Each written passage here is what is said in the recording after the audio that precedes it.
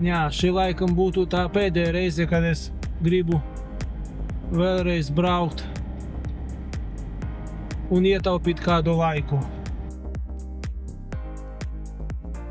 Nopirku sievai kiršus. Gribēs nopirkt plūmes. Bija pasūtījums, bet plūmes, diemžēl, vairs nav pieejamas. Nu viss. Tagad došos tālāk uz Sprinkšļu dzirnavam. Šodien spēlēšu kāzas kopā ar Mari Pilaci. Jā, kāzas būs diezgan interesantas. Ligava no Vācijas, būs viesi no Francijas. Jā, būs interesants vakars. Tas ir laikam tāds brīdis, kad navigācija saka, Pēter, es atradu īsāko ceļu. Augsim? Un tu tāds, ok, 15 minūtes ātrāk, labais. Un tad tu iebrauc tādā mežiņa un sāc šaubīties, vai tiešām bija vērts. Šeit galvenais jāturā pirstus, lai pretī nebrauc fūra. Pagaidām navigācija saka, ka viss kārtībā, turpinām tālāk. Nu jā, par šito es bišķi nepadomāju.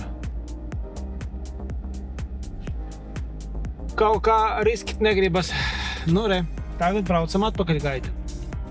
Meklēsim labāko ceļu. Labi, ka te netālu bija ceļš,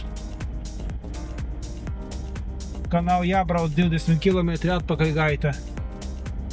Tā arī ir ar tām meža ceļiem, ka tu nevari labi zināt, kas tur tevi sagaidīs aiz pagrieziena. Izskatās, kā drīz tikšu uz to labo ceļu. Paldies Dievam, ka te vismaz vaļā. Jā. Dāmas un kungi, Sprinkšļu dzirnavas. Esam klāt. 12 minūtes vēlāk nekā bija paredzēts, bet esam. Nu, tagad iešu skatīties, cik tālu Jānis aparatūra. Zālē nemaz nav tik liela, cik bildes izskatās. Varētu ņemt mazo komplektu, bet tā kā Jānis pāris grib, lai pēc ceremonijas no balkona skan mūzika, tomēr paņemu lielāko, jaudīgāko komplektu.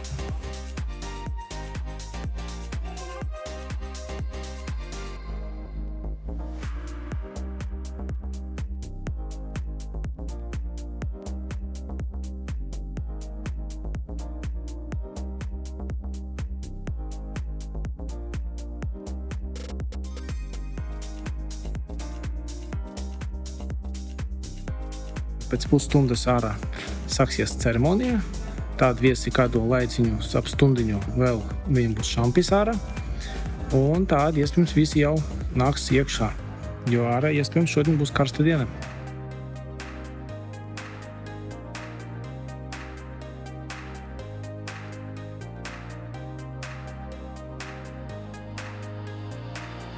Šis galdiņš šodien blakus dīdžiem.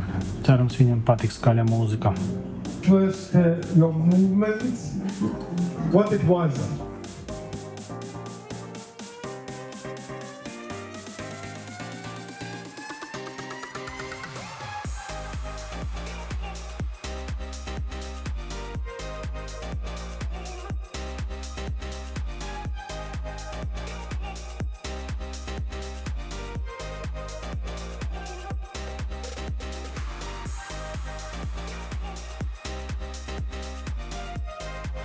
Tikai 13 stundas pasākums veiksmīgi nospēlēts. Var doties mājās. Tiekamies nākošajā video.